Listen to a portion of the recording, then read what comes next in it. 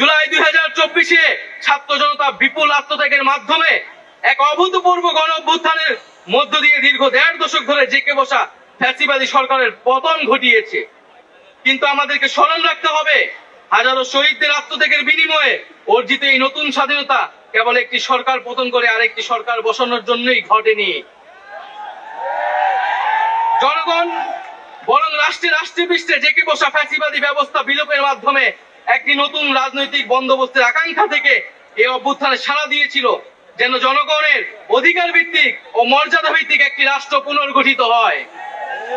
সেই লক্ষ্য নিয়ে আমরা জাতীয় নাগরিক পার্টি এনসিপির প্রতিষ্ঠার ঘোষণা দিচ্ছি। এটি হবে একটি গণতান্ত্রিক, সমতা ভিত্তিক ও জনগণের প্রতিনিধিত্বকারী রাজনৈতিক দল।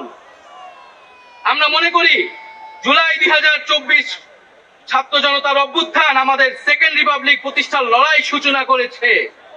একটি গণতান্ত্রিক নতুন সংবিধান প্রণয়নের মাধ্যমে আমাদেরকে সাংবিধানিক স্বৈরতন্ত্র পুনঃপ্রতিষ্ঠার সকল সম্ভাবনার অবসান ঘটাতে হবে।